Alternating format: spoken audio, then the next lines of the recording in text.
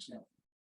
One other reminder, and again, I've said it to you before, we are supporters of public education and certainly happy when the results from a survey are positive. However, our number one goal is that the results be accurate. Okay, I'll go to the next slide. You will see that we kept the survey open for 11 days. The number of participants at each level was nearly identical. And 62% is a very solid completion rate, obviously much higher than that 15 to 20% I talked about. Although it's a little misleading and low, and I'll explain further in a bit. Finally, we decided to ask more questions of middle school students, including 3 additional demographic questions, as we felt it was important to keep things pretty basic for the elementary kids. So in advance of the data, as I've noted when I presented previously, our firm uses 70% of strongly agrees or agrees, which is what we did on the middle school survey, as the barometer for a good score on a specific question or statement. The number is somewhat arbitrary, but again, as I pointed out to you in January, I asked our president, Joe Donovan, who used to work for the Wisconsin Department of Public Instruction, along with School Perception, so it's kind of our competitor, but anyway, and handled data for each organization about that number versus 60 or 80%, for example. Obviously, any district can look at the data and decide if they think 70% is too low or too high.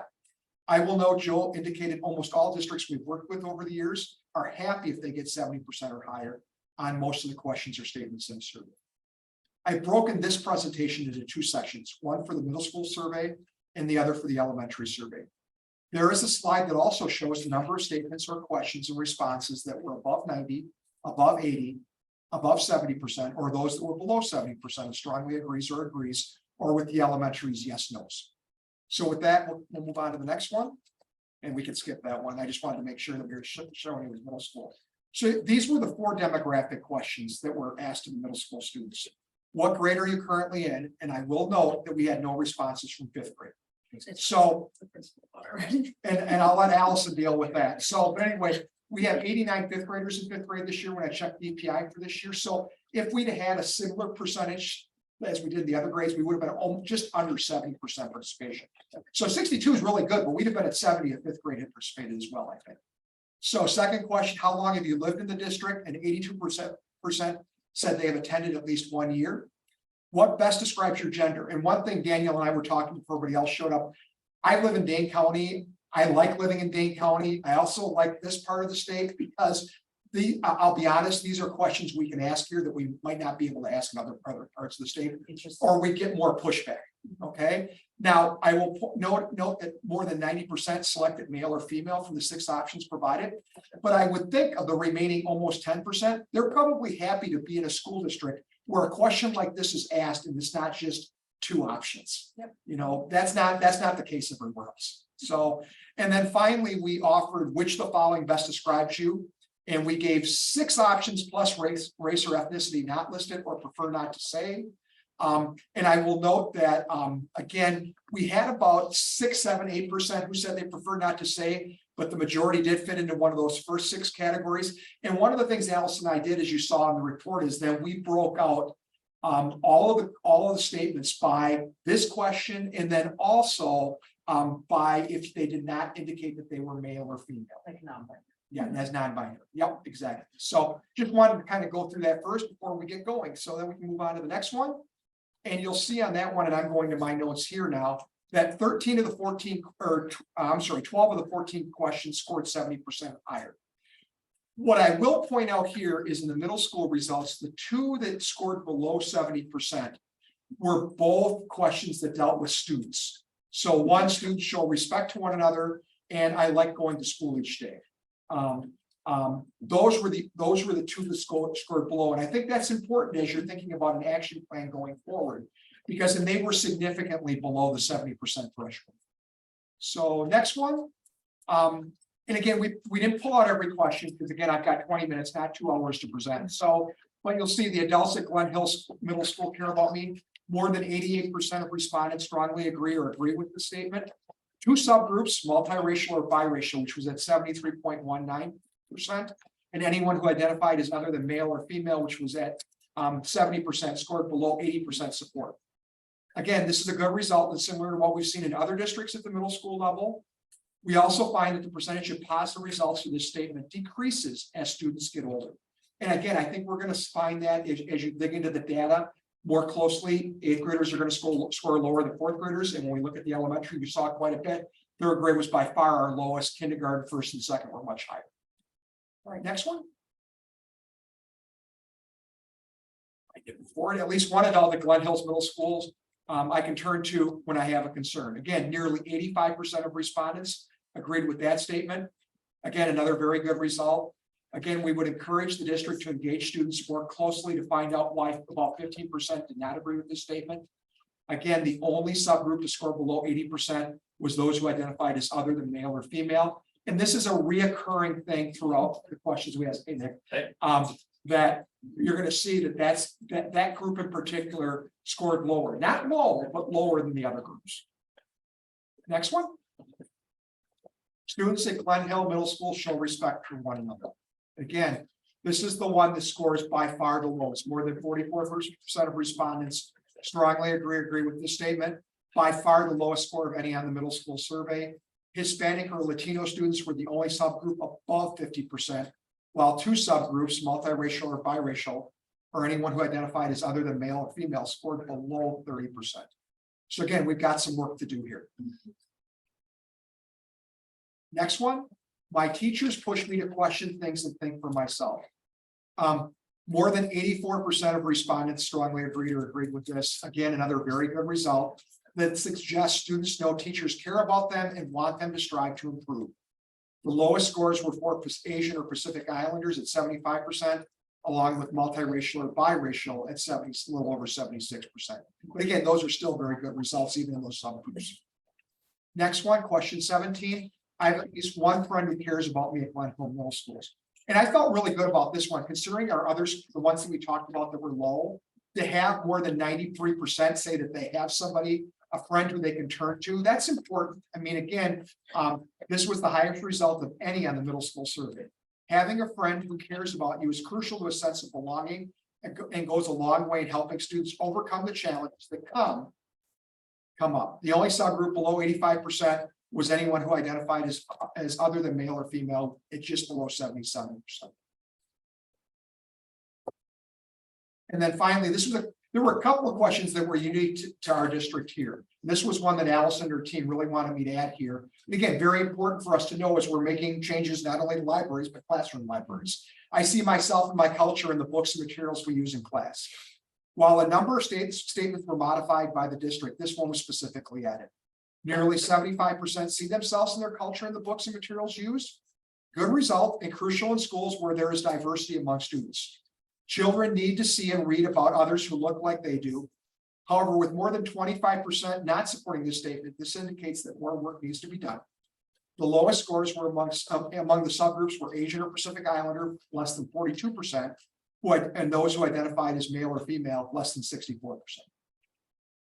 And then finally, we asked some open-ended questions. We asked about staff members, and we had a lot of staff members listed. You can look in the report to see, and most of them were listed multiple times. I think the most was one was listed 13 or 14 times, so which is great. Okay. I saw 22.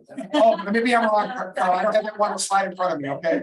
What do you like about the Glen Hills Middle School? Majority of staff are polite, supportive, caring, and respectful. Diversity of population and majority of children embrace our other cultures.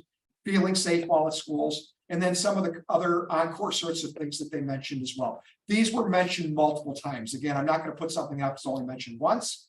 And then what needs to be improved. And this is probably not surprising considering the student responses in terms of that quantitative question. Discrimination, bullying, fighting, swearing, and behavioral issues. I always get a kick out of this one. I just did a presentation last month. And food at the lunch was brought up there too by students. So anyway, and then multiple recess periods and longer lunch period. I'm not sure people like that one as much, and they find out they have to go to school longer though because of that, meeting the requirements. So you may want to explain that to the kids first. So anyway, with that, then we'll move on to the elementary report. And again, I will note before I get into it too much that the lowest score, the only one below 70% was actually seeing the principals. And Alice and I wondered if that might possibly be younger kids taking that literally. Like, I don't see them in the room right now, so should I say no? Or I don't see them physically in my classroom. Like we were talking about hallways and stuff, so we may refine that. Dig into it more. Yeah. But again, the lowest ones, not a surprise. I like going to school each day, and then students show respect for each other. Same two ones we saw at the middle school. However, the numbers are much higher, but they're still the lowest ones other than that principal one. So again, we asked one demographic question here, and you can see that it was just grade level, which is what we also broke out in the report then. So you could see how the report scores were by grade. And then just to make sure everybody understands how we asked it for elementary kids is we only provided a yes, no, and then we also included with yes, and yes was a smiley face and a no was a frown face. So we wanted to make it as simple as possible for those students. So, and I think that did help. And again, 299 students took the survey at this school. So that's a good, very good response. I didn't figure out the percentage there, but I would think that here, that's probably in the 75–80% range among all, maybe Alice wants to do the math for me while I'm going through the rest of it. So on the next slide, you can see that of the 13 questions, 12 scored above 70%. And if we talked already about all three of those ones that were 70%, between 70 and 80 or below 70. So again, very high scores. To look at a few of them specifically, my teacher cares about me. Look at that, 95%, and none of them below 92.5%. So even in third grade, if we want to say that was the lowest, it wasn't very low. So next one, school rules are fair at Parkway. Again, almost 88%. Third grade was down to 71%. If we remove that, again, it's about 92%, 93% average among those first three grades. Next one, I know how to persevere when I feel stuck or want to give up. Again, very high at 88%. And even the third grade level wasn't that much lower than the other ones. So again, very important because again, we want to teach kids resilience, and certainly they're learning that already at a young age. Next one. Third graders are so cynical. Oh, Well, they don't get like, sleep nap time, right?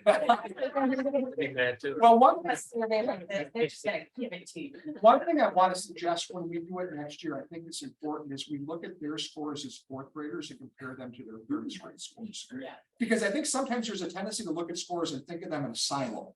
But really what we should be doing is seeing, like, is there a change? And if there's a change, is it because they moved to a new building or what? And that's where we have to dig into the data deeper. But that's one thing I would suggest, is that particularly since their scores were quite a bit lower than the other ones, and then also to see how second graders do as third graders. Right. Do we see that same sort of drop when they get to third grade? Or is it maybe a particular class pattern of some sort? So Higher academic Yep. expectations. so again, I like going to school each day. If you remove that third grade result, we're actually closer to around 80% for the remainder of them. So it jumps up about 6–7 percentage points, because I did check on that.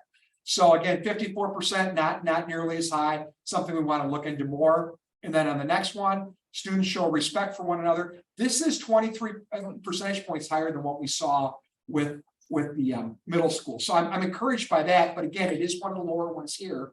So again, and you see a big drop there for third grade. So again, we want to keep digging into that data as well. And then finally, Allison thought it was important that we had kind of a tentative plan for next year.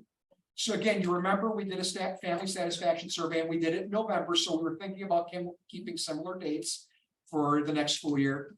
We want to move the staff climate survey just a little bit. We want to open it on the 26th, which I'm told is going to be a PD day for next year. And again, we're keeping them open the same amount of time, because if you don't, then all of a sudden you're not doing an apples to apples comparison.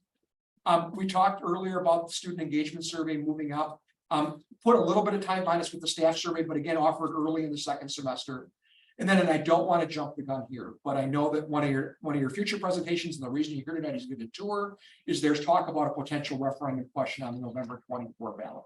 So if there's going to be one, I'm sure Nick and others are going to tell you that it's very important that you talk to your community about what you've done for work, inform them about the work that's been done, but also find out from them what they're willing to support.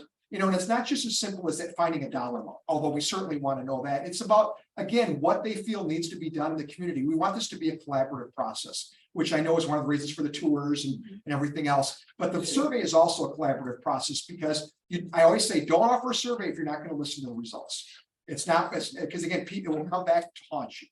What you want to make sure, and again, you want to make sure you've heard from your community as well about what they can do, what their appetite is, and what they can support. So with that, I'll take questions, and if not, I'm going to stick around because I want to hear what they have to say. So One of the things we were a little bit just, so the piece about the 10% of students who did not identify, can we get numbers? say it again, Allison. Like the actual raw number? Yeah. You know, the 10% that did not identify as male or female, just to give like an idea of like 300 kids took it. Is it 5 kids that strongly disagree? Or, you know what I mean? I'm gonna call up the data spreadsheet right now and I'll tell you the exact It number. would just be good to see maybe those that don't understand. better idea. And then we talked a lot as a leadership team about the respect between students and that being someone that they need to. And then we had a really good conversation too around, like, we do a really good job of like celebrating cultures. How do we do that for kids that are? You know what I mean? Like, Yes, well, like that's that what was the threw itself at conversation me. we had, like, how do, that's something that is a missing piece that we really have to dig into, because. We do it in like, you know, individually with specific, but we had a lot of conversation around that group, about that group. And I noticed that where the question about students showing respect for each other, the non-binary students and the multiracial students had the highest negative responses, which Yeah. is multiracial people, we get, Yeah. right? We Yeah. get it, but So we talked a lot about that.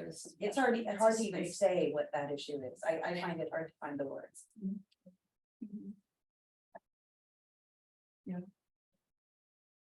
Well, thank you. I had a question too. Oh, sure. So for the, you know, the people who didn't identify as male or female, did they not pick, a racial background? I guess I was kind of confused at how that works too, like, you know, so is it, were they just considered a completely different category, or how did that work? Oh, there was a question about race as a demographic, and then there was a question about how do you best describe Okay, so gender? separate guy. And then they just took the non-binary and Sure. non-female out, so we could just identify. Got it, So, perfect. but we could cross. And Allison, to answer your question, so for non-binary, unsure, prefer not to say a gender not listed or other field. The total number of that is 39. So 39, adding all those together. is the middle So school. that includes prefer not to say. Yeah. Right. Of how many? 39. Tell me of the, how many kids? Oh, So 302 took the middle school. okay, So got it. But I think it's getting at is that you're gonna have overlap on that result. Yeah. Yeah, That's something. And that also we have there's to like do. more Yeah. section out. Yeah. Well, yeah, but in the results, a kid might be counted twice. yeah, that's my clarification. I think that's I see what you're saying, so if the kid that's non-binary and a kid that's mixed race, they're both percentages. Yeah. Yeah. Yeah, That's but fine. we're looking at, But I see what you're we saying. want to isolate that, like look at. That's what happens when you disaggregate. But we could do some, like, it'd be interesting. to see. So you guys are already focusing on the gaps, which is, you know, that's what throws itself at me in the state is they're pretty consistent gaps with people of color. What it really threw itself at me that multiracial kids are obviously experiencing more stress on a lot of vectors, it seemed to me. Like I asked the risk, I have a lot of asterisks on that. But I'm glad you're talking about it. I wonder too, how much of it just comes to that sense of belonging, like, I can think back to high school, right, and I can identify, like, I know 2 kids in my entire high school that were, right, like, we can all do that, so, like, I wonder about that too. Just that overall feeling like you have a group at school, I don't know. And representation, right? Teachers, you want Yeah. teachers who share your experiences and what you. Do we have access to the open-ended responses? And I know you gave us the highlights of ones that were repeated, but like the actual open-ended comments. It's not in this report, but we did get the, I'd be curious to read them just as for Like, just all the open-ended. Yeah, I think we've had this conversation. before. Oh, that's right, you don't like to, It's all right, you don't like so, to give that. Again, you're certainly welcome to have them. That is your choice, not mine. So, but again, I know as a board, you've discussed. Public. Yeah. Some boards I do not remember want this. them because they also don't want, I mean, we can redact, although there aren't names mentioned in the last 2 open-ended questions. In the first one there is. You know, when we list all the staff members, but in the last 2 there are not. I remember because I went through all of them. So, I mean, again, It's just all you curious. gotta do is tell me you want them, I'll sign them. So. Do I have them or no? No, you do not. And if you are at risk of breaching the promise of confidentiality, Are they if promised? they're subjected to open records. I'm pretty sure we did. Okay, no, that's fine. I do recall this conversation. It's okay. I trust you, Gary. Highlights. I enjoy my money, so. Okay, and nothing else? No? Okay. We can You bet. move on. Thanks, Barry. We have a consent agenda which contains an executive summary, approval of financials, approval of minutes, personnel changes, seclusion and restraint report, school nurse report, and the 23-24 notice of academic standards. The last three of which are required by DPI to be reported out. Is there a motion to approve the consent agenda? So Is there a second? I did have a question on one. Do you want to pull something up? Yeah, D. I should have Oh. said something first. do we need a Or- second first and then? Is it, are you, okay? I mean, it's just what it limits us to. I don't. Do we need a We have- second? Are you allowed to ask a question or no? If it's- No, not quite. Oh. Sorry, Like, yeah. we- we No, such you have to, busy you have to stuff. pull it out. to Yeah, talk yeah, about so it. Okay. I'll move to pull it out. You don't, it's only one person needs to want to pull it out. Okay, Pull it I out. just didn't know if I could just. So, I think we don't have a second yet, right? Well, I do have, oh, Don't we need a second before we can talk about pulling things? I'll second. Thank you. Well, I think, yeah, okay. Do you want to pull something, Andy? too? Well, I have two questions, and so I guess, On what item, what? yeah, I don't know the best way procedurally to pull it out, but you know, on item D, I'm not entirely sure. Oh, you both have, okay, well, Yeah, let's- we you both want to yeah, pull out. both- Yeah, and then, but I have a kind of a mindset on exclusion and restraint and school nurse reports, and that is Yeah. that I do like. To have those things presented to the Mhm. public, because they do kind of deal with particular health and social emotional. Needs, and I would ask that ENF also be, you know, pulled out of that so that we could just. You Have say separate E and- action. E and F? Except the exclusion restraint report. So just E, D and E? Yeah, it was, I need a number F, And F. yeah. Okay, There I are agree public with you. content. Yeah. okay, okay, let's do it, let's do it. So we have a second to, is there a friendly amendment to the motion? Yes. To approve the consent agenda stands D, E, and F? Yes, Yes. Is this all tracking for you, Karen? I, Okay. I She's accept, recording. I know, that's, okay, I just, gladly accept the Okay. friendly amendment. okay. All right, so let's do a voice vote, all in favor of approving the consent agenda items A, B, C, and G. I, Okay, let's talk about D, personnel changes. Ben, what's your yeah, question? what exactly are we approving? Because Yeah. it just sends us to ELO. And our. So if you look, It just tells us the licenses. Yeah, It was it's in, in the executive summary. Hold on, I'll flip back. yeah, you have to read So if you item go A. to item A, It says what it is. yeah, so personnel changes are just the art teacher for Glenwood. Ah, well, Yeah, okay. just, I mean, It's to hire, Yes. to approve the hire. so all of these items except for D have a specific recommended motion. I suppose that doesn't really matter, but you know, Oh, okay, well, it's been pulled out, so it needs a separate motion to be approved anyway. right? So do we just miss it in the? Is that what you're saying? We missed a clicking button? It just says action consent. It doesn't tell us what Yeah. action.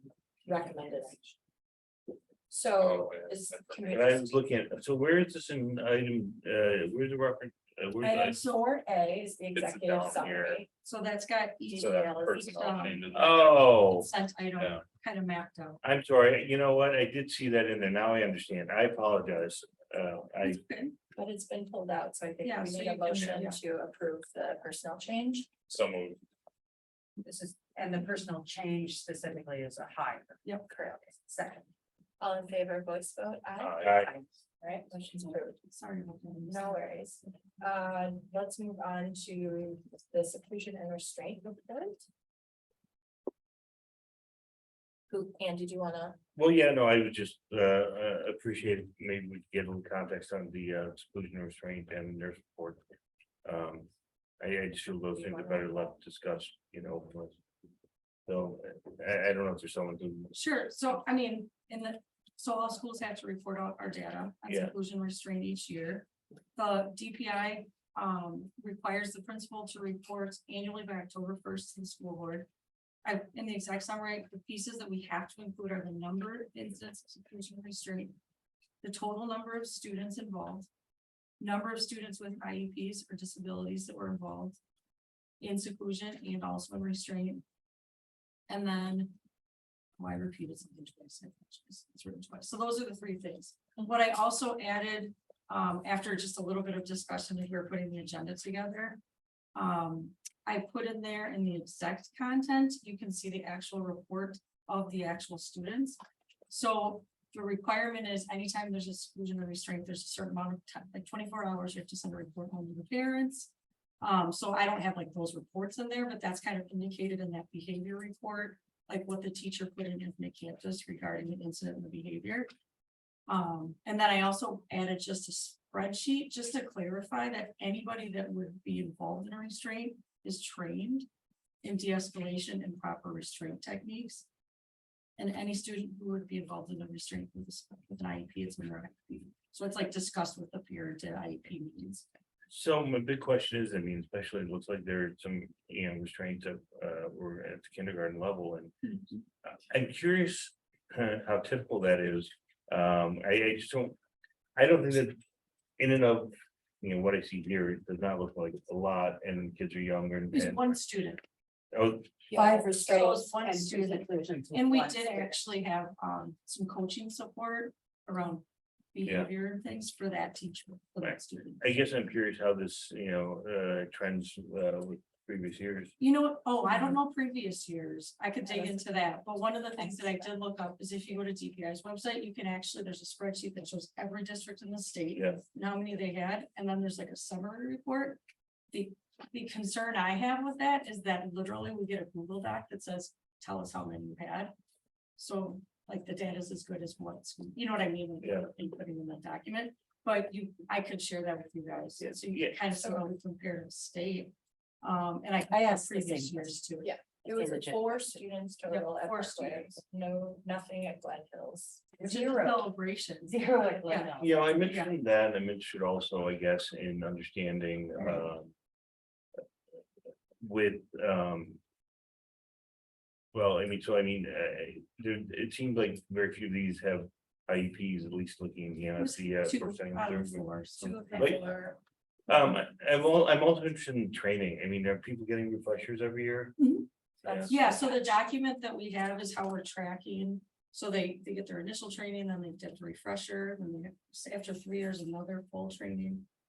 If you look at the executive content, it has That's fine. the tracking. And we have 2 district, our 2 APs are actually trainers. They went through the full training. My thought, I have similar questions to Carla that she posed earlier too, but I would love to make this not a consent item going forward. Sure. I would love to better understand like the process, like, okay, seclusion happens, restraint happens.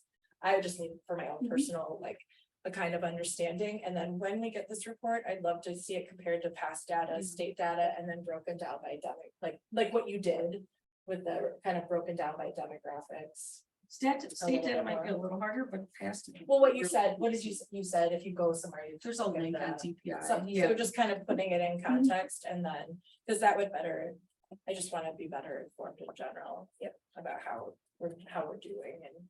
I mean, when I was just kind of like peruse the spreadsheet, I mean, it was all like some 0, some 5, some 30. Like, Right. but it depends on the yeah, I mean, districts, right, you know, how many kids and, Right. you know. I understand. And you always have to worry when one student is Mhm. being restrained and secluded multiple times. That there's clearly something going Mhm. wrong there.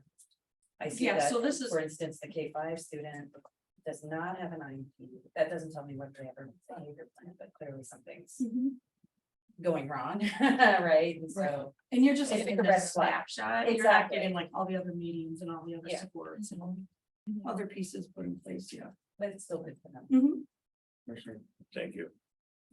I will tell you that K-5 student, there was a significant amount of coaching that went in to provide support. The behaviors were significant.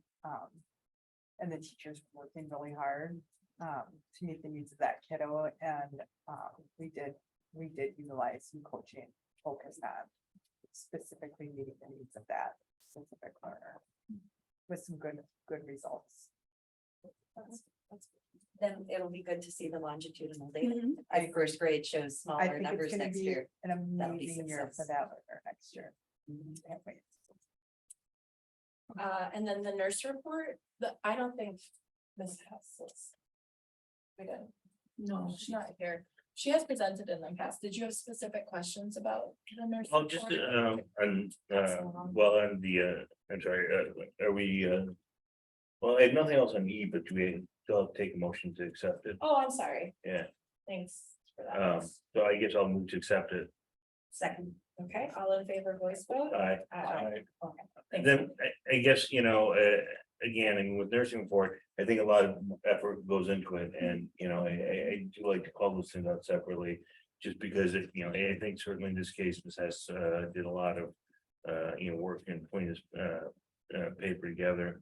I did notice that she, a few things that I guess observations, I don't know if they're, you know, huge issues one way or the other, but there's a lot of kids that seem to have allergies. And who required some kind of medical care in both the Parkway and Glen Hills. And then the other thing, immunizations, I think I just want to highlight, you know, those are, that's immunization compliance, not immunization. But still, they, you know, comply with the requirement provided the information regarding their immunization. I would like to know, of course, how many people are actually immunized, but I don't think laws can change to reflect that anytime soon. It's a really high percentage. It's very few did waivers. It is a really high percentage. Well, that's great. For your test, yeah. And then I think that the only other thing that I want to point out is at the last page of the report, references recommendation for 2022 to 2023.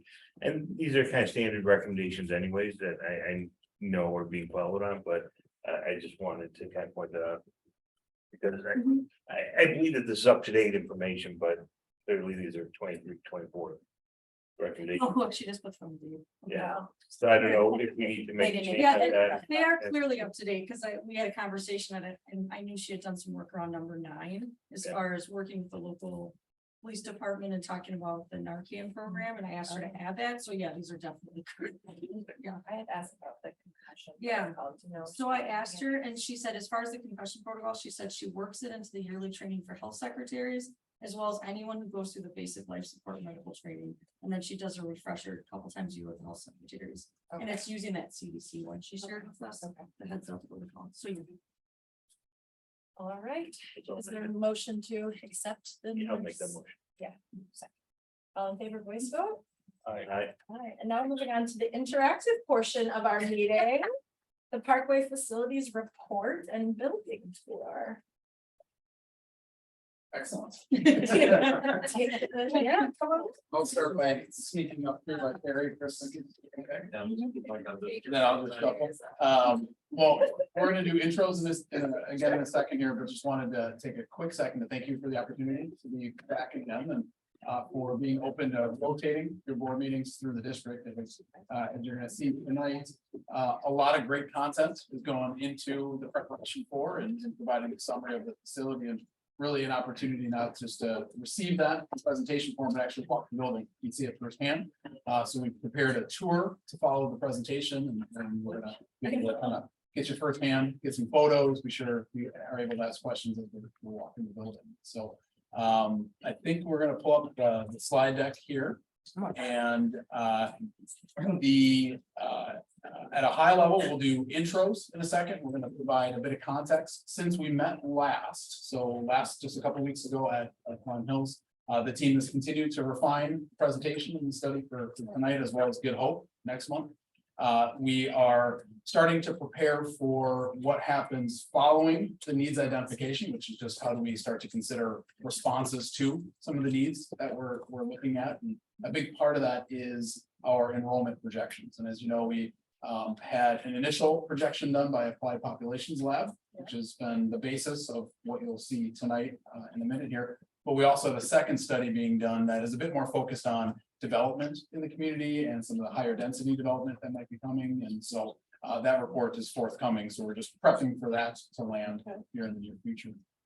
Perry did note in the intro that We would forecast lots of ways of engaging the community, one of which may be a survey as we go forward. We do want, just to be clear right out of the gates, that there's no preconceived conception, right, that this is gonna land at a referendum. So we just want to start with that right out of the gates, that one of the roles Cadence Consulting, my role as your owner's rep, is just to be sure we're on the right rhythm. That's the whole idea of Cadence, is that we only have 2 cycles on in 24, only 1 in 25, if the district were open to considering that. And if so, we just have to be sure we're at, building towards that at the right pace. And we'll have a number of gates to pass through where we'll make go, no go, or at what pace to continue going. So just know as we go forward here, no preconceived notion of that, but we want to be sure. If so, we're moving. Harry had a really good suggestion before the meeting, and I want to get it out before about the community engagement piece. So these tours we're doing, obviously, we've tried to get an audience, and we're so happy that that you guys, we're so happy to see you. Video though, he had this idea of like, if you guys would do a video tour of the buildings that we could then share out on social media or on our website so that everybody gets to have access to what we get to do. So- I was just gonna add one piece to that because Karen and I just talked about it because her husband's a videographer. So So we were gonna bring it up with Great. Findor for Gary and the Just wanted to communication. get that And next I- week. I'd just share the presentations with them too, so we can kind of get some ideas and pull that information. Yeah, there's some great things we can do featuring principals and familiar faces, so folks kind of have that connection as well. Yeah, very cool. So with that said, just as I guess in terms of introduction, I know we all work together. Andrew, I know you weren't able to join us for the last session, so if you have questions following up on that, I think tonight's presentation will go a little bit faster just because the content and structure is similar, but if Andrew, we need to back and I can just definitely slow us down. So with that said, as an intro, we have a couple guiding principles that are kind of driving the overarching effort for all of the focus here. And we want to be sure that we're focusing on facilities that are for all, and all is community wide, and all staff, all students, all community members that use our facilities. We consider current and future educational needs, and that's a pretty broad brush, but we want to be sure that we're preparing our facilities for the future of education as well as how we are teaching today. So a lot of good, healthy discussion around that. That we plan for flexible and innovative spaces. Okay, so we want to have the ability to adapt our buildings as we go forward, as well as making sure we're supporting ways teachers expect to be able to teach, especially from an attraction and retention standpoint, as well as how our students are expecting to learn. And then last, we absolutely must listen to our community and staff. And we've already started that with surveying both the staff as well as to the board. And as we talk at the lead-in, we're going to have not only survey opportunities for the community, but we will have some engagement opportunities where they can come in and get some presentation and give some feedback as well. So we'll have a number of feedback loops built into our process. So the next slide, I believe, is an intro. Mike Hacker with Cadence Consulting. I'm the district's owner's rep, supporting the overarching process and our next steps. And from there, and to lead through the presentation, I'll turn it over to Nick and the team. Go ahead, Devin, take away. PRA were the architect, facility assessment, educational adequacy, and then eventually going down the path of looking at options conceptually for how we address the needs that we're identifying from a maintenance and then also the educational space. And Findor for the construction manager, we do the cost estimating associated with the scopes that come up. Look at some constructability reviews and working with the community engagement stuff with our comms team, as well as oversee site or looking at the existing conditions of the mechanical system. And then the last slide that just flashed by, that was who we are. That was awesome. And Nick, yeah. The next slide is an exciting one. So it captures our last day of school, June 8th at Glen Hills, and we had that presentation tonight at Parkway. And then a future meeting at Good Hope. So I'm thrilled that there's some community members here. I'm curious if you guys had a personal invite or if you got your newsletter, and that's maybe why we showed up tonight. But it's great to it's great to have community members here. So I appreciate you guys showing up. Thank you. So this is a familiar slide to several people in the room, but for those of you who haven't seen this yet, this is an overview of our total process to get from the very beginning, where we start to look at all of our buildings very subjectively, and then take us all the way through what may be a question to the community. We don't know because we haven't gone through this process yet.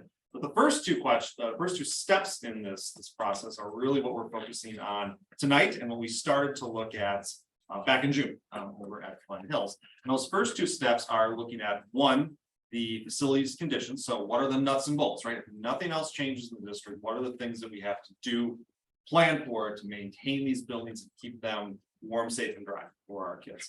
The second piece of that is looking at how do these buildings work as tools for educating our students. It's the reason the buildings exist in the first place. So we'll walk through our findings here at Parkway on both of those fronts. And together, those first two steps form the basis. It's a foundation of information that we'll build upon. In essence, we're starting to frame the questions that we will start to explore answers to in forthcoming steps.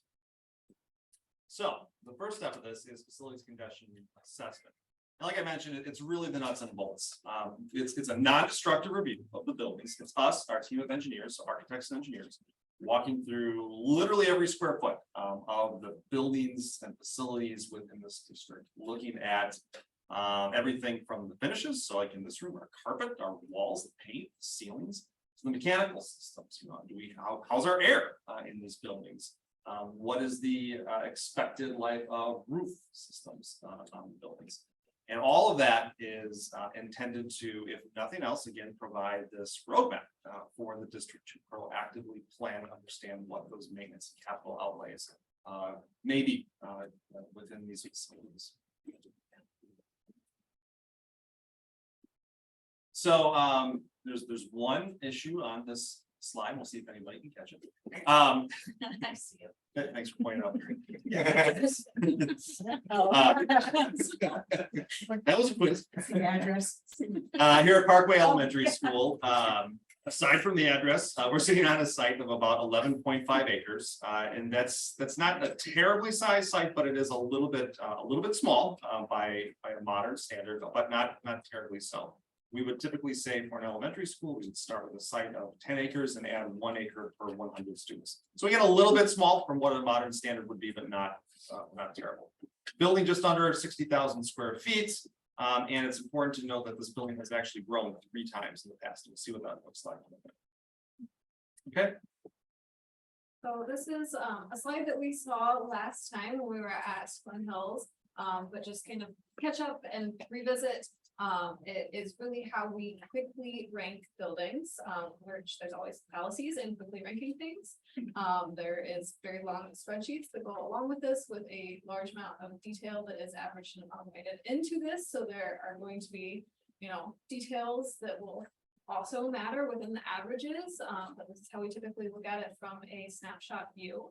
So on the left, you're seeing the conditions as we would typically rank them. So good, fair, fair to poor, and poor. You can see the descriptions along those, the 3 that really make their way into our prioritized maintenance list that have kind of a direct connection to that list that we're sending over to Nicole and her team at Kendorf to get pricing on, would be the fair to poor, and poor. So those directly correlate to the levels that we'll look at later when we talk about the pricing. So level 3, 2, and 1. And are really things that are really, they're feeling now if they're poor. So if you're saying red correlates, orange, that's kind of, it's starting to get to that age where we're expecting potential failure. Or fair, you know, we want to make sure that's on your long range master planning looking forward, and that you are factoring that into a maintenance plan. Then on the right side is the categories that we would be kind of ranking by. So the top 3 are kind of purely maintenance categories, site, exterior, interior. You can see the line items that go along with that into that. And then the bottom 2 are really more of recommendations based on standards. Both what we do as architects day to day, what we would put into a modern building, and then most importantly, perhaps national standards. So accessibility, that's going to be ADA, NC 117. As well as other standards that go into physical buildings, and then safety and security, that's going to be mostly SEPTED, as well as just nationally recognized modern practices. So We're gonna look a little bit at what Parkway is ranked at tonight. So on the left side, you're seeing maintenance items. So the site, and we'll get into the highlight slides a little later that come into some details of what's going into this ranking. But site kind of right in the middle at fair, exterior right in the middle at fair. Interiors, we're seeing good to fair here, systems good to fair, and we'll go into that a little more. And then on the building recommendation side, we're seeing accessibility as poor, and we will explain that further as well. And then safety and security as fair. So this is, before we dive into the maintenance items of the site, just a little recap of the site. You all arrived here successfully tonight, so I think you have some familiarity with the site at least. But as we all know, very neighborhood-based site. We have our pickup drop-off loop in the front, as well as our bus route and the loop on the side. I think as many are aware, parking can occasionally be challenging here. And then our play area is all off to the left side of the site, so our hard surface and then fields beyond. So site highlights what's really pushing us into that fair size. So site size is part of it, as Nick mentioned, it's really kind of a little smaller than we would love to see for a new site, but a relatively good size. What's kind of dragging us down is pavement is in poor condition in several areas and should be planned for replacement. And the maintenance staff, as hopefully you all know, is very on top of it. And has done a wonderful job with all of the buildings, and so that is something they're very aware of, but this is really a snapshot of if you were to walk outside today and see what is here. So that is why it's on our list. And then additional signage, so that ties into both site and security. Really would kind of recommend having additional identifying signage of roadage as terms of how you get to the building, what the building is, but also circulation signage and clearer pieces about parking and separation. Can I interrupt with a stupid question? We were just noticing that this fire butt out on the property and this wooded area to the north. Yes. I didn't realize that's not our property. Who owns that? Because we use it all the time. Carla, I'm happy that you pointed that out because that parcel is rented for We a rent it. dollar Oh. from the city. Okay, so we rent it. So you rent it. So the Okay. reason Fayette actually needs that parcel is because of proximity to storage of all the equipment that the Got it. students use. As well as restrooms. So not trucking the kids all the way across the whole building to use a facility that's closer. It's. So that's why they're there instead of Correct. this other green space. Yeah, correct. As it gets further and further away as you look beyond the structured playfields. Got it. That was an Yeah. So for the Thank you. exterior, most of our windows are under single pane construction, so you're not gonna get the energy efficiency out of them that you would expect out of a modern window system, the exception of that being the room that we're in, the 2000s edition here. The bigger piece there is more on the maintenance staff side. There's no longer replacement parts available, so they're having to take operable windows offline as they're not able to replace parts. And then there is some brick and miscellaneous shell damage around the exterior, again, pretty typical for a building of this age that takes significant damage as a school. And in the state of Wisconsin, with a significant amount of salts and weather. And then some soffit damage around the exterior, so some is physical and some is mainly aesthetic, and we'll see that as we walk around. For the interior, pretty cohesive highlights here, which is always good to see.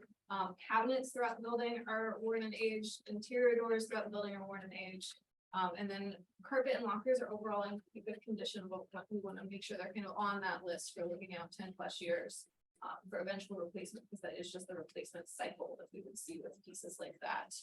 Otherwise, I mean, this, we'll see as we walk around this pretty good looking building. As far as the systems, if you recall, we were good to fair. We've got a lot of good level 4 items. Boilers, LED lighting, domestic hot water. Mike and Kevin are doing a great job at the building, so that is awesome. There are some mechanical equipment that are past, they're nearing their expected life. We've got some RTUs, some pneumatic controls that we're recommending, a couple exhaust fans.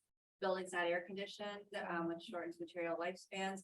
Although this doesn't have a summer school program, so that's not in like that high level priority for what needs to be done here. Lighting doesn't have the controllability or dimmability as expected with LEDs, but we do have LEDs, so it's not considered a high priority. That's something just to make a note.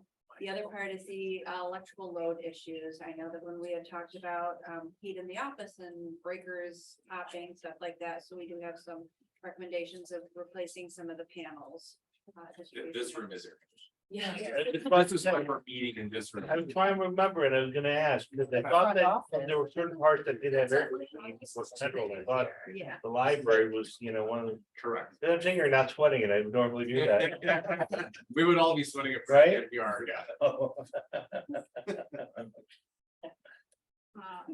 Actually, I'm sorry, I just wanted to ask, because I may miss it, how's the boiler looking? Because we did an energy upgrade here.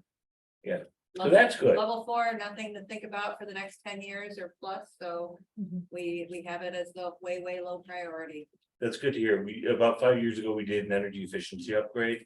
And it was really very helpful, and at the time, we had a cap or an exemption from the cap on taxation, so we were able to add that in, it was a That good was deal at the referendum time. funded? What? That was referendum funding? No, it was not. It was non-referendum. There was an exemption and accepted revenue cap for energy efficiency upgrades that either expired or the legislature and its was imposed shortly thereafter. And so we had a finite period of time.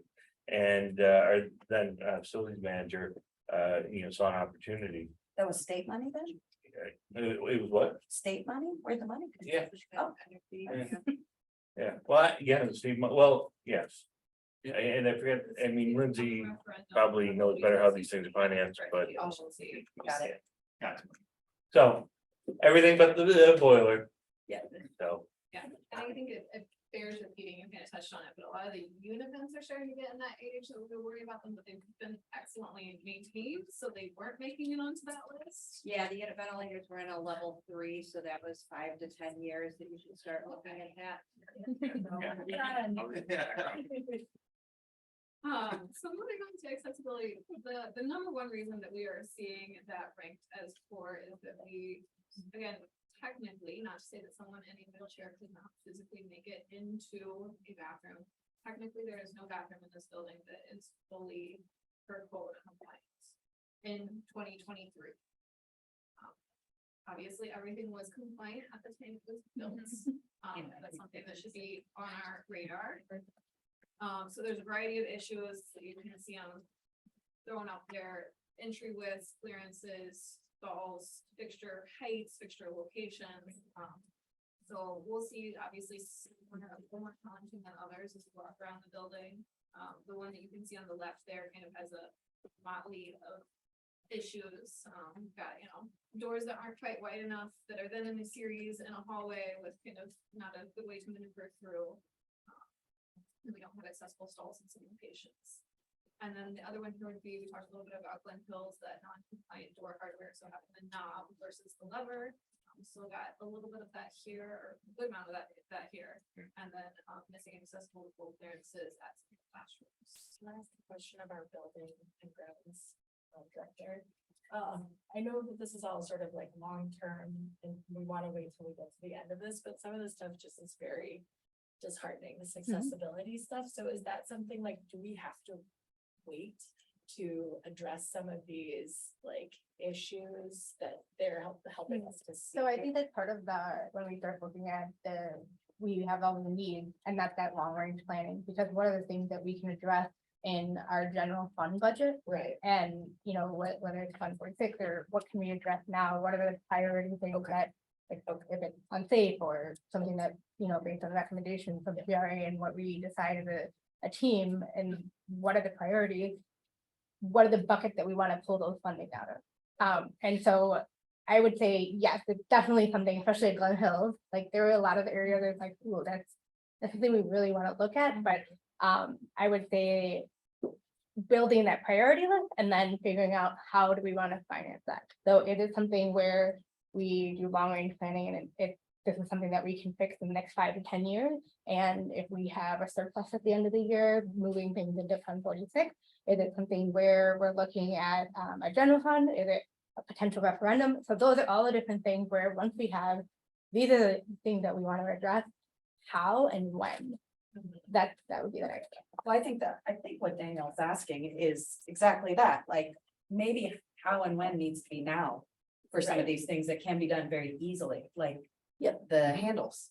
Yeah, What, well, you know, I would think you've that got the handle students would be now- cheap, but handles are not. Like as Kevin, like No, I Kevin say, know. the door handle is Right, very, but I'm just saying, you still have students coming into the school every year, and at some point, some parent, that parent would have been me. It'll be me Will in 2 years. will be saying, I don't wanna wait for a 10-year plan. Mhm. This needs to be fixed now, and if something happens with my child because you couldn't replace this knob correctly, he gets locked into a bathroom.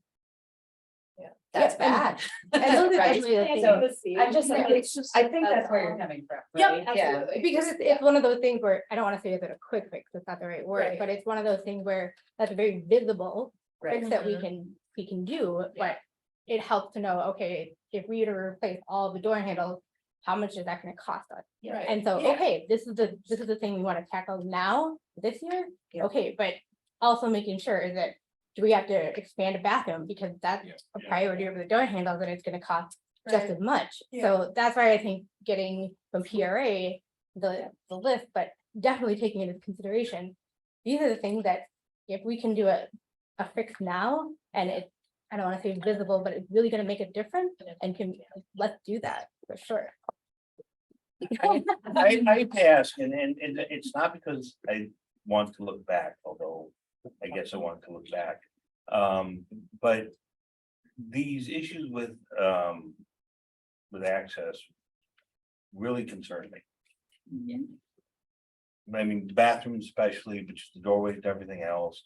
And we're a school district that prides itself on being able to serve its population with special needs. And so to me, this is just really kind of heartbreaking, to find it out.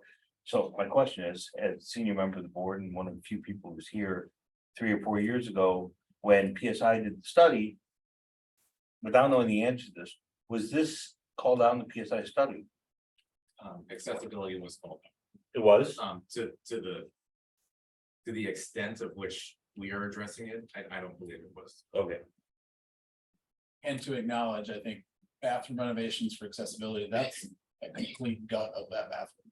That we have to widen the corridors, change the door swings, change the hardware, move toilet fixtures. So to, I think, acknowledge, to tackle that one in this photo Yeah, alone, sure. that's a significant investment that likely, it probably may surpass what our annual operating budget could support in any given year. I understand, I guess, I'm trying to understand, also, are these things that. I hate to ask the questions way, but are we grandfathered in, or are these things that are just not compliant? You are grandfathered. So as long as the building was code compliant at the time it was built, which we believe it was, then you are allowed to continue to do that by code.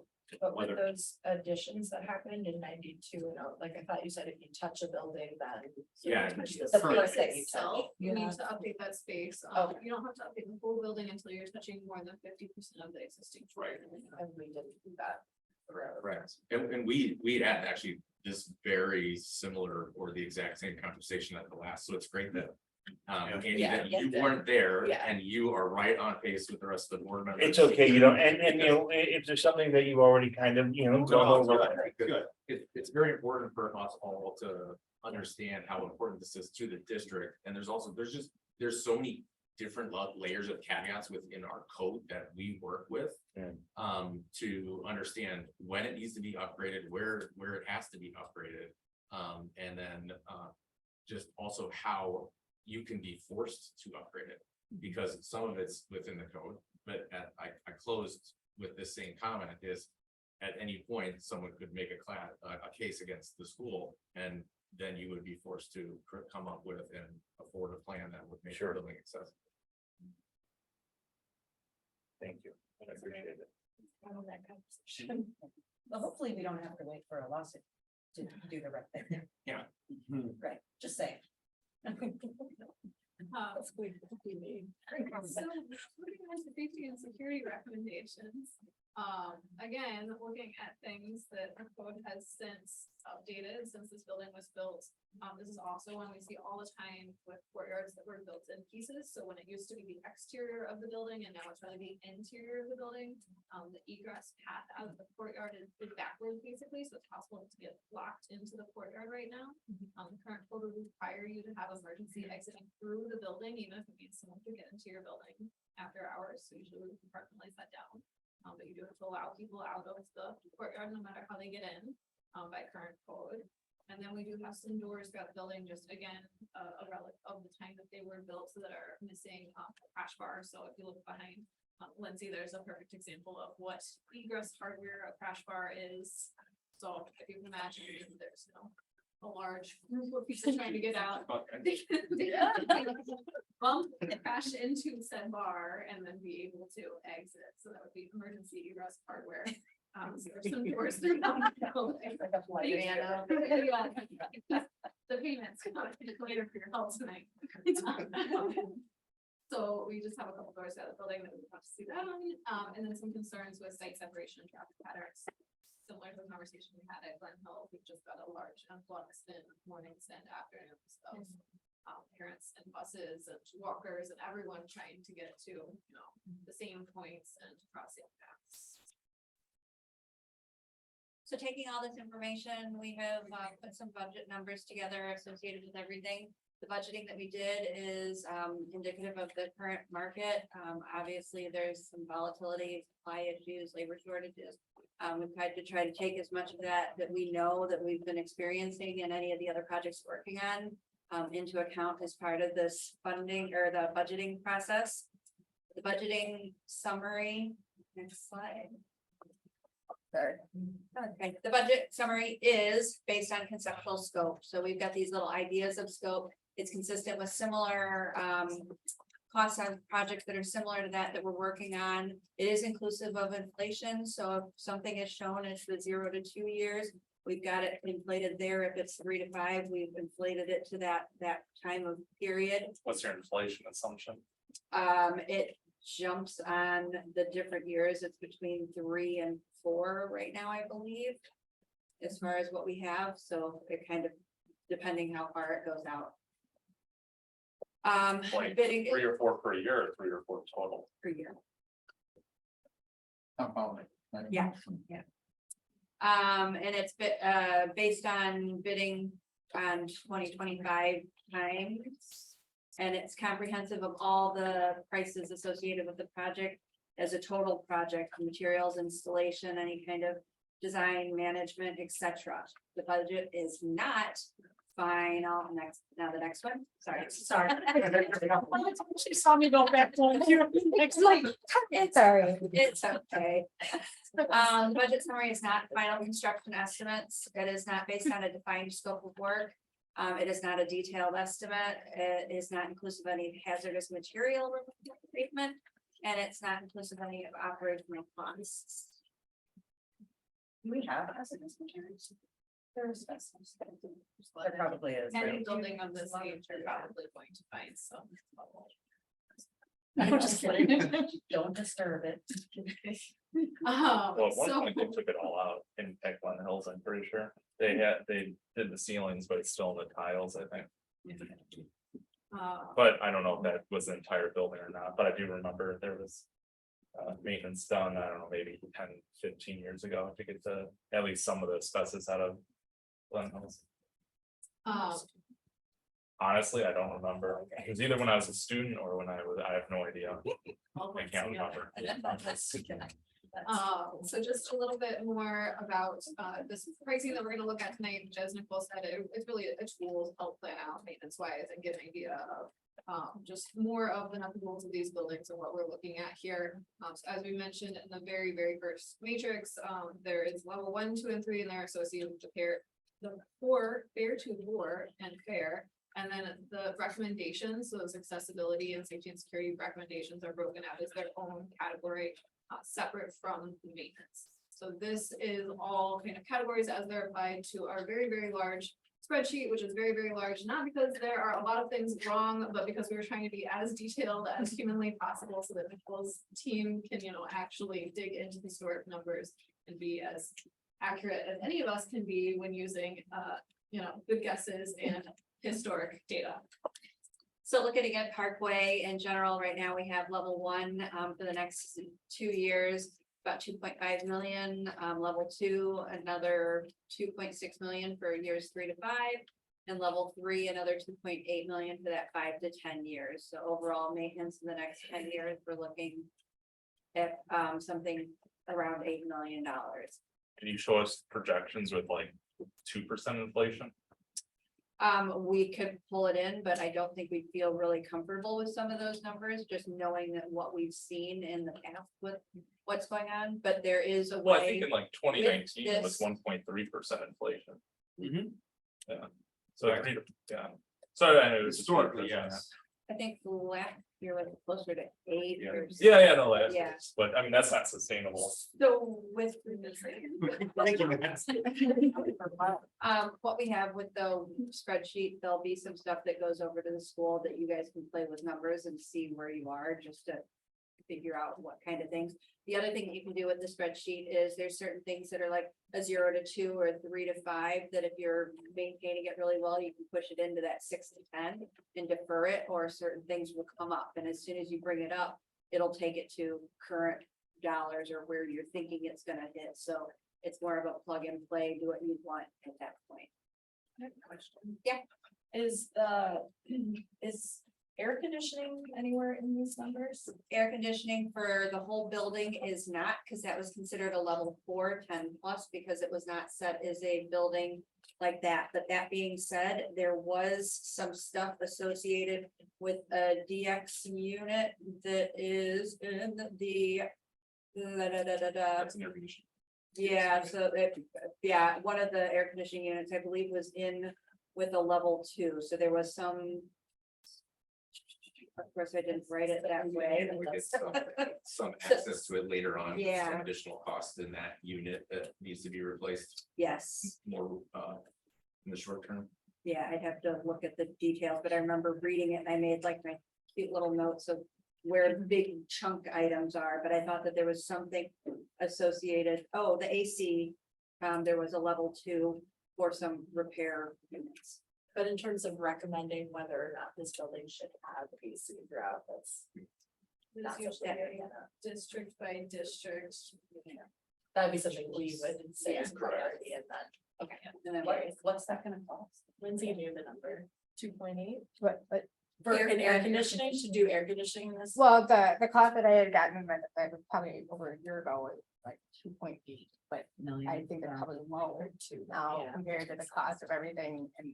Yeah. just The tough everything. thing is you think about how much. I think I have the number here. Yeah, but yeah, no, I'm just Yeah. curious. Climate change is happening. Is there only air conditioning in a certain room? No, so I think just the library and the front, probably the front office. So this one also has like a window. Yeah. Oh, does it? Yeah. Oh, okay. Have in this other room too. We have isn't it? fans or air filter or windows and, well, Mr. Williams is here. Mr. Williams is the Yeah, there second are. grade teacher. Secondary unit and like the art room has an air conditioner unit, one of the kindergarten rooms has an air conditioner unit, this room. Like they said, the office, but yeah, it's fans and it does get hot. Okay. So I would clarify, but one of the. Yeah. For the classroom is, there's a traveling air conditioning unit that goes to students. Because it's written Yeah. into their. Ah. So there's one that in one of the grade levels that goes with that student. Swamp cooler. I mean, unintended, yes. Okay. So one of the things too, just kind of reflecting back on the overall process, we often have this conversation around adding air conditioning to buildings, this right, it's not uncommon for schools of this vintage in Wisconsin to not have air conditioning. We usually leave it out of the maintenance list because the purpose of this is really, like we said in the beginning, to just maintain the buildings, and adding air Right. conditioning is sort of an improvement or enhancement. Which we'll have a lot of things we're gonna talk about when we get into future phases, so we'll probably have this conversation come up again. What do we want to do to improve the HVAC in these buildings above and beyond where we are But today? it's not like a best practice type, it's not something you make as a building. It's debatable, like Nicole said, we kind of. Well, I mean, honestly, we're thinking about Jordan learning and. It's true. Yeah, I'm not being no sarcastic. longer. No, it's right. And if I you mean, want to do summer It programs does here, actually. occasionally come in like talking about accessibility. Yeah. Well, right, also that, yeah. I see what I you're think saying. maybe to build on that, like, in the next phase, if we were to consider, do we stay here or do we build a new version of this? If that Right. were a comparison, the new version, a new building would have Would have- definitely have air conditioning, Right. so we would be comparing I see. apples to apples at that point, Okay. coming down the line. Okay, cool. Thanks. One more question, Do you guys want to introduce yourself since you're participating? That's a. Is there a participation on the wall in here? My name is Kiara Bell and my husband James Bell. We are new to the to the district. We've been here, but came back after what, 2 years to the school. We live in what? You decided to enroll? Yes. Very excited. Yes, yes. Thank you. So I did hear about a traveling air conditioner. Mhm. Is there a specific air conditioner that is used or I know? I think you were saying that's for a student who has an IEP that they, So it that meets they, like the need for that student with all yeah. the specifications that are needed for them in that particular unit. So I wanted to make it clear that it wasn't just like one grade level teacher was lucky enough to get an air Right. conditioner. That it's tied to that. Pretty much. We can go fund I know. there for our schools. Can I go to the next slide? I don't want to move it like. Next one. Did you do accessibility? Did you? Yeah. Already say the total? I didn't. Oh, 11 million, right? Yeah. With those Can you show additional- it? So yes, another Okay. 3 and then 11 total. Mhm. It's just the breakdown between level 1, level 2, level 3 and recommendations, which I told Allison, I think was one of the most equal pie charts I've ever seen doing this. It's very unusual, Yeah. that it is so kind of steady as you step out. So that is data for what it's worth. Reflected on fire. Yeah. Yeah. And then kind of just looking at where that money is in terms of breaking it out into segments. We've got kind of your biggest chunk at the interiors that is mainly reflective of the fact that we're calling for every classroom's casework and every classroom's door. Just, you can imagine how those add up. And then civils, that's largely the big pavement replacement we talked about, a chunk there for HVAC, and then with HVAC expensive. And then exterior would be the next largest there, and then you can see the maintenance breakdown further, so that's looking at just the maintenance numbers with the largest chunk of that being interior. And then the recommendations breakdown with most of that going to safety security, followed by accessibility, and the smallest being any systems recommendations, so that would be above and beyond just repairing systems themselves. All right. That was nuts and bolts. Now let's talk about step 2, educational space adequacy.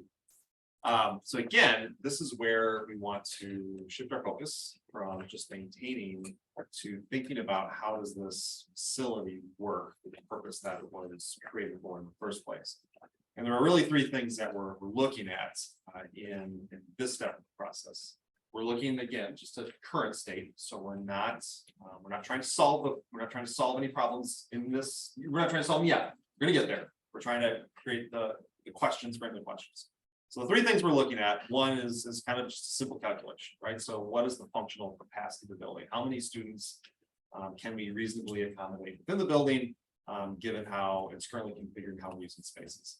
The second is, are there spaces within the building existing today that are inadequate for their purposes, right? So are we grossly undersized? Are we short on spaces? Where might we be short from a functional standpoint of the building? And the third piece is really the sub-step of this phase that begins to segue us into visioning the future. And that's starting to think about how does the building really work for its purpose. So we just talked a lot about systems and actual functional physical pieces and how they wear out with age. That's kind of a normal part of a building's life cycle. But there's also a part of the life cycle of a building where educational pedagogy and delivery of teaching and learning has changed and evolved over time. So spaces, and effectively they're out. They were put for a purpose 15+ years ago. Maybe that purpose isn't here anymore. We're using them for other things. So that's kind of the third piece. So just briefly on how capacity is calculated at an elementary school, it's pretty straightforward. It's the number of classrooms we have times the number of students that we plan for in that classroom. And up on the screen, you see the numbers that we will provide from a district standpoint. And then we apply an operational efficiency factor to it. Back when we were at Glen Hills, we were talking about an 85% efficiency. And we apply these efficiencies because we know there are irregularities in scheduling, right? No, I doubt any school ever has perfectly fit a classroom with exactly the right number every period of the day. Elementary schools are pretty simple, so we use a 90% efficiency. So we can actually drive a higher utilization rate in elementary schools because they're just simpler operational things than middle or high schools.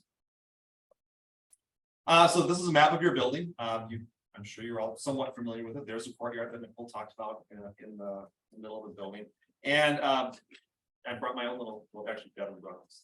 So grab it here. It's important to remember, as Nicole pointed out, that this building has grown over time. And as you add and expand onto buildings, sometimes inefficiencies start to occur within their organization. This building actually is fairly efficient. It's evolved into this roughly donut shaped space. But there are some oddities within it that are just sort of inherent with how you kind of build a building up over multiple decades. And I think that's what Den's going to start with.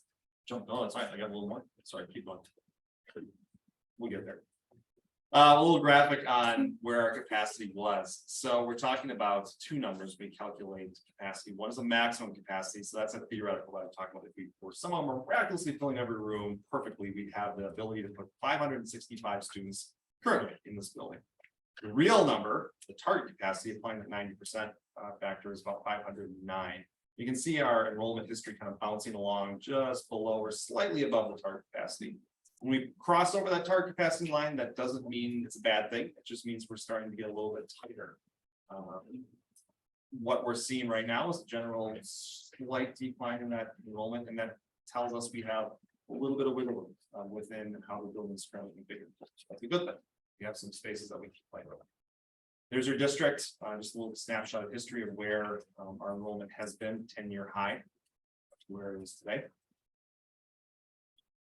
The next slide really starts kicking us off into step 2 and what our findings were. So what we're going to share tonight and through our facility tour, as we point out, educational space adequacy as well as facilities, but it's from conversations with the district leadership team, with staff here in the lounge and throughout the building, as well as in our ESA discussion with Dr. Haiti Smith. So we're going to see a few themes tonight. They revolve around accessibility, flexibility, and support, much like we did at Glen Hills, if you recall the same adjectives. Accessibility to all spaces and the appropriate type of space. So that's even stepping beyond just a physical, our physical ability to access a space, but do we have the right type of space? And then the flexibility inherent within. So Nick talked about the pedagogy changing, right? This building was originally constructed in 56 with an addition about 10 years later, and then a few more after that. Are those spaces flexible to meet the needs of teaching and learning today? And then ensuring that we have the right type of support for not only our students, but also for our staff. Mike had mentioned retention of district employees in the past. So we need to make sure that we've got support for staff and students to meet each of their daily needs. Just like we did at Glen Hills, we want to share a modern classroom standard, maybe a little more appropriate at Glen Hills, but we're still, in the elementary school, so looking for natural daylight and views. Parkway does a really nice job of that. Acoustically separate spaces, core classrooms do a nice job of that.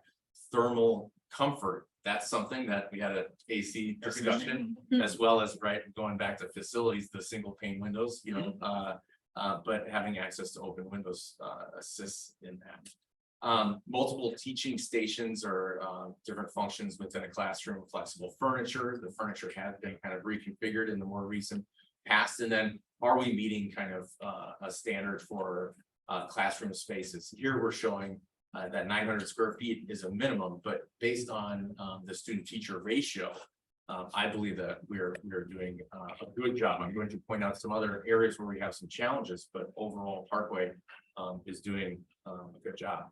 Next slide. Hey, real quick, so I would be willing to bet that in, the 1970s, when they built Glen Hills, they sold the open space as the best pedagogically sound Flexible practice. forever, right?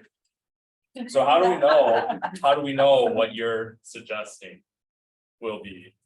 I mean, where's the evidence that what you're suggesting is? It's based on our firm's practice looking back 85 years, seeing the wrongs that were done. Mhm. And not willing to replicate those in the future. We need to make sure that the teaching and learning is out ahead of the architecture. I think it's good to be clear though, Ben, is that what he's saying is like the standard practice, but he's not making a specific recommendation from Glen Hill, like, we're not to that point yet. Okay. So if he's displaying a space, it's not necessarily, Yeah. this is a recommendation for what Glendale should do. Correct. So, But it's a really good question, and as we go through this process, that's a question that comes up all the time. We start to talk about, and it should come up all the time. We start to talk about different types of spaces. It's really important to understand that the classroom itself is still the fundamental building block of schools. The world in Yeah. acoustically separate Right. classroom. So what we're- Walls that go all the way up. Yeah, but I guess my concern comes from, these sliding doors, open windows.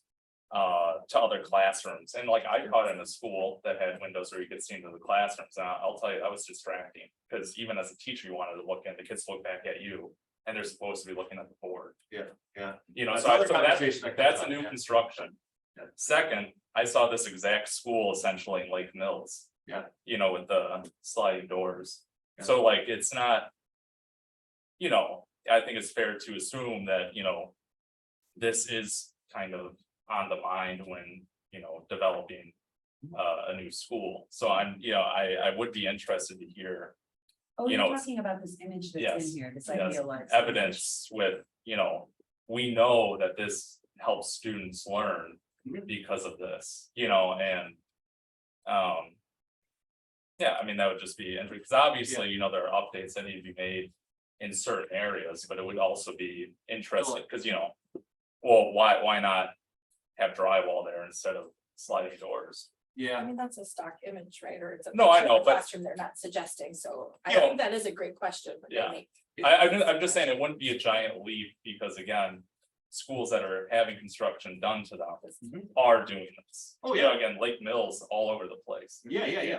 You're absolutely right. Everything you're saying, these are absolutely good questions and legitimate questions, and we're gonna have a lot more of those conversations, and we're gonna have conversations around not just thinking about teaching and learning today. So one of our challenges is we build a building, let's just say what if the board decides to ask a referendum question to the community, and if the community says yes, support it.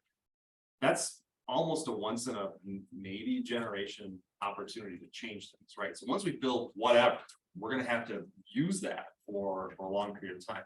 So we have to try to anticipate when we're planning these spaces, not just what does teaching and learning look like today, but how can we have flexibility for the future to evolve?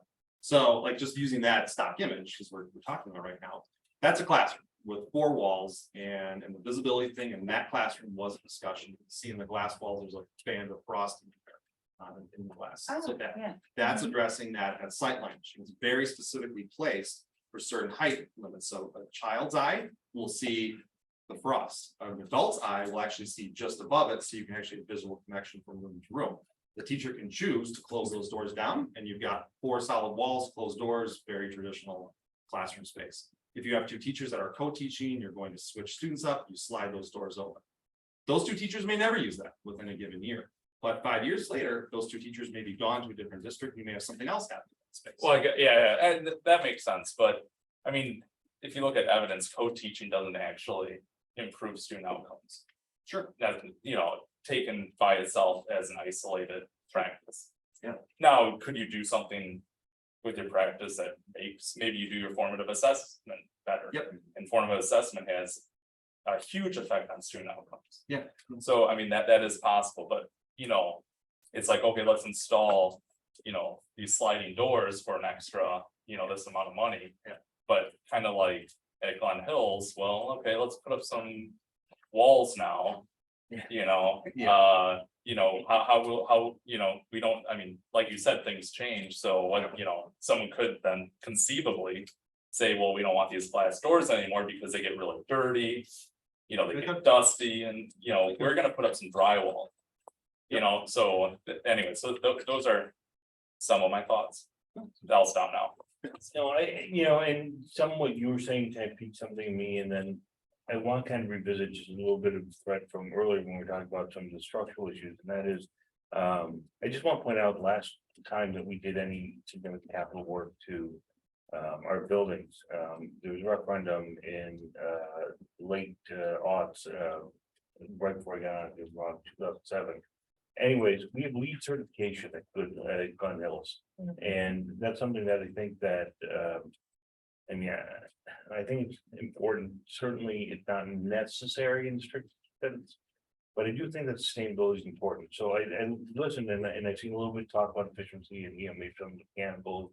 I saw the comment about the lighting, and trying to get regular dimming lights. As we're looking at this, how much of an eye do we have towards sustainability and making sure that whatever we do, I guess. Well, we're not at the dollar stage, right? We're not the material stage, but as you look at this, I guess my question is. How does sustainability factor into the groundwork that you're laying now by looking at the condition of the building learning spaces? So if sustainability was a goal from the board and the community, it would obviously need to be conveyed to us. How we look at sustainability is in the finishes that are selected, how buildings are constructed to make sure that they're at very low maintenance, and that they're incredibly durable over a long period of time, right? So the facilities team is needing to do less work inside as well as outside. But everything is more energy efficient now. Any new building that you put up, while maybe less sustainable to build a new building, it will operate more efficiently than a school like this would. Going back to what Ben said about what do you think now versus what do you think 30 years ago? One of the things I remember when I was a kid, okay, and it pains me, Bayside Middle School, once upon a time, just over in Bayside, tons and tons of windows everywhere. And then someone, and that was windows of 50 something years ago, not energy efficient, but what they did is they covered up with that spackly front that lined highways or whatever. That weird particle board, with texture on it, and everything came dark, but it's supposedly more fuel efficient. I guess my question is, when it comes to windows, what's the current thinking on windows and energy efficiency? I mean, are you better off having more windows or more, wall? I think that's a big point where it makes sense. So we work with focus on energy and our engineers. So I know we're skipping ahead a billion steps here with this statement, but sustainability is a personal passion and job title kind of mine. So I would say more on top of Devin's statement, we're able to provide all of the options. It is definitely your prerogative for where you want to go with it. In terms of energy efficiency and health in materials, that's always forefront of mind, no matter what the project is. But we could absolutely look at certifications if that's where we want to go. That's no problem at all. In terms of windows specifically, there's specifically a tipping point where you get the balance from, okay, it's a north facade, you're not getting a lot of direct sunlight, we don't need to worry about solar shades or shades coming down, they're gonna be used with good amount because it's diffuse light. And then you get energy efficiency because you might not fully run the lights. So there's a lot of trade-offs in that scenario. Yeah, and I appreciate that. I think, I find it really important to at least make sure we inject that question as early as possible. So that, we proceed on the idea, because they think, that's just been the history of the district, that can not follow through in that vein, it would be, a lost opportunity. And I will say, I get a little nervous when people say, new types of instruction or things like that, because, I use a $400 iPad to instruct. I could do things I needed to do. I could highlight, zoom in, zoom out. I could work a problem for the students, keep it up there, then have them work a similar problem. I mean, And that, you know, I had like, I don't even want to guess how much the TV was in my room. I projected on it. I didn't need that. And so like, you know, sometimes that happens in schools, it seems, where it's like, okay, instruction. You know, our brains haven't really changed in 50, 100, 150 years, right? Kids are gonna learn very similarly to how they did in the past. And so while, you know, we need comfortable rooms, we need safe rooms, we need, you know, accessibility and things like that. But again, when I see pictures like that, it concerns me because it's like, well, you know, this could be Glen Hills of the 1970s where all of a sudden, oh man, we need to go back and get some walls and, you know, wow, we really should have had some more natural light in here, you know. Because I mean, I don't know why, you know, they didn't have bigger windows when they initially built it in the 1970s either, so. Yeah. You know, it's those sort of things. And I think the board should have confidence that, you know, the team's gonna wrap the solution around the district, right? And you're saying, there is no typical classroom, every classroom should be wrapped around how curriculum is being taught in that district, in that classroom. And yet give the flexibility for that district to grow, and so I think have confidence as we get to that point, that the team will be working closely with your curriculum leadership to be sure that all the solutions are directly in response to. Yeah, no, I do have confidence that you know how to build a building. However, I don't think it's a giant leap to say that there's a pattern with what new constructions look like. And I think just in the interest of time, I think we will get to that. I think we are jumping a little bit ahead. Right now, we're just receiving the information and then we will get to have conversations around what we think our district wants and needs also when we get there. But I appreciate, I mean, both of the things you guys are important. So, because we still have a tour to do. Okay, so Thank you. jumping in, we're gonna look at snips of the floor plan. So little corners, sections of it, and then also representative imagery taken of those classroom spaces. So here within our original construction, we are seeing an art room as well as kindergarten classroom. But before I touch on those, I want to just share that I'm all over the place now. I should just start over. The EC and the K4 classrooms, right? We're talking about education space adequacy. The EC and K4 classrooms are appropriately sized. Accessibility issues for toilet rooms aside, but those rooms are appropriately sized. Our kindergarten classrooms, that's one of those classrooms that I mentioned, has a challenge with the amount of square footage for the room. They're just over 820 square feet. So to be able to provide all of the mini lesson and all of our different teaching stations and our play centers, the availability of space to provide to all of those little kiddos that come with a lot of stuff. Those rooms are a little bit of a challenge there. If we jump into allied arts, so that was the purple room on the last slide. Lindsay, thank you very much. I'm gonna get fired from sliding. I'll put my hand up first.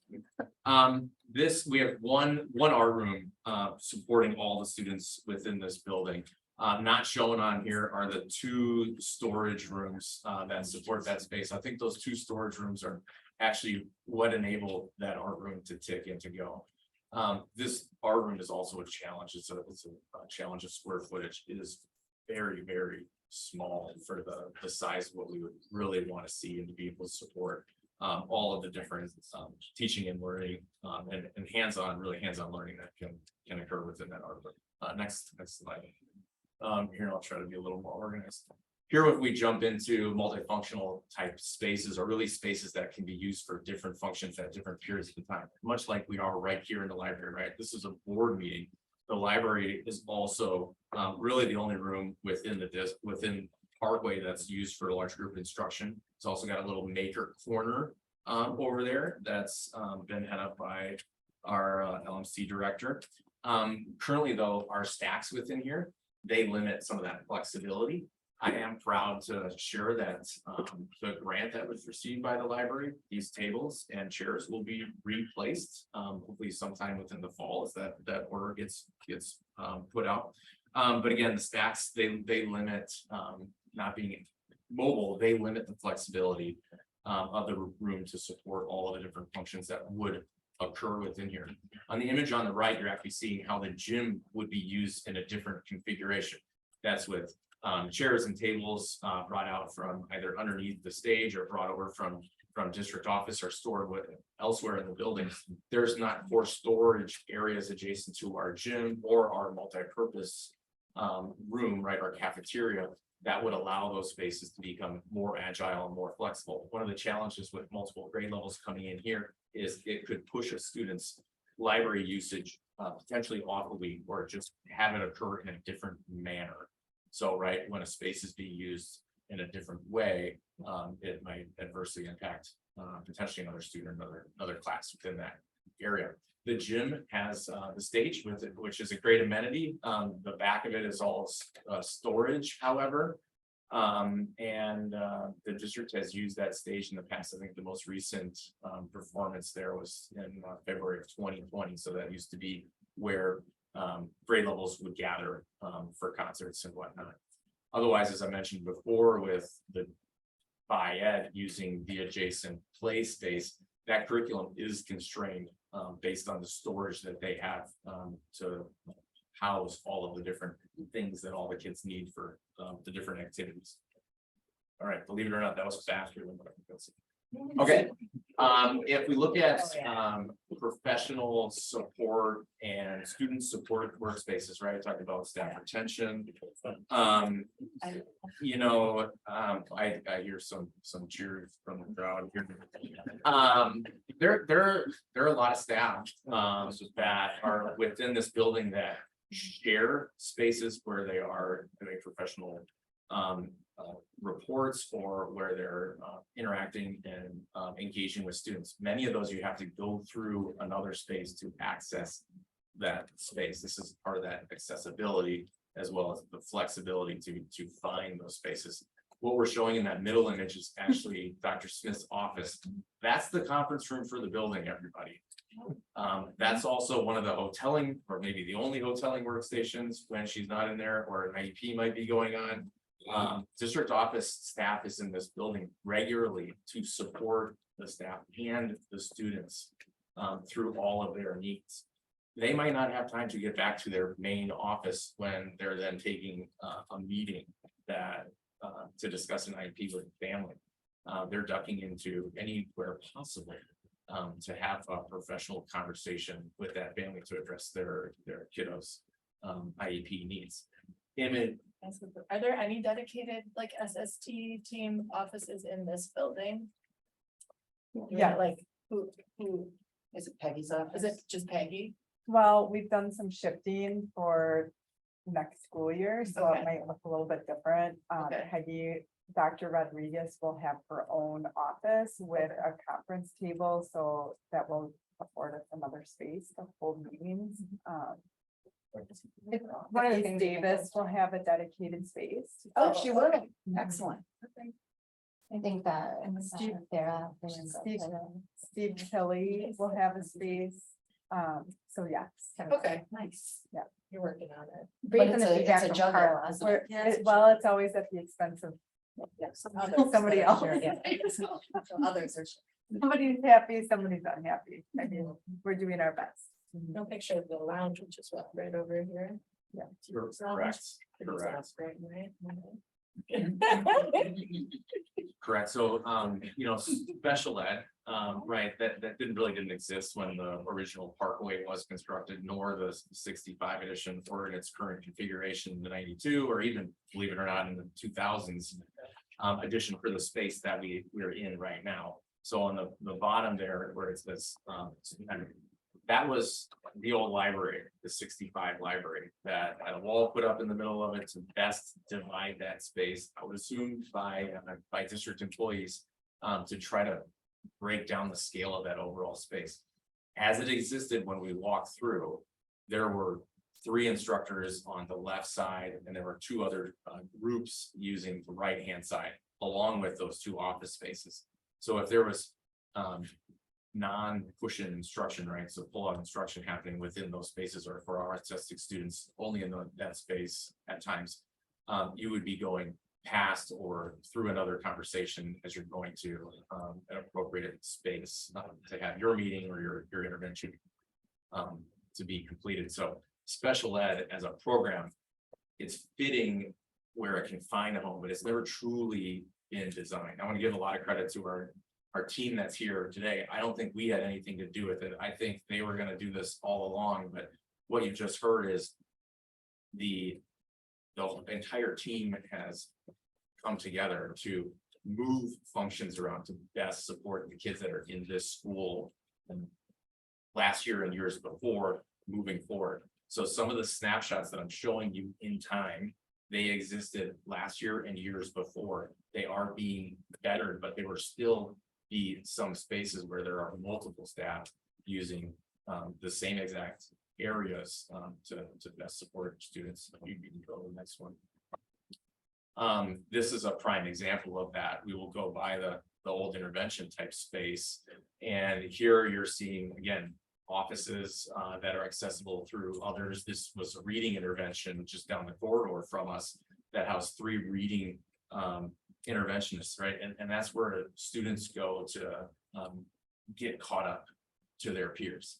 So you can think about different groups occurring within the same area, right? They're doing the best they can with bookshelves and all the intervention materials and stuff they have, and the white noise machines, multiple white noise machines that we're playing. But right, it's just, again, it's special ed and that intervention stuff that we all need. My kids have needed it here in this building to best support them and prepare them for the course content that they're receiving in their core classroom. Hey, look at that. Now we're gonna, let's get up here. We're walking. I'll share a little bit more.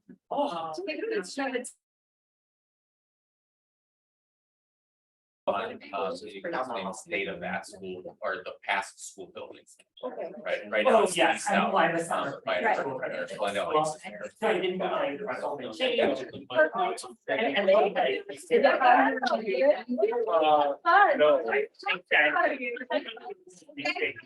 Thank you, Devin. Sorry about the date. Oh, my God. Sorry to the date. Thanks, Devin. So they brought us into play and then. Okay, so really that concludes everything.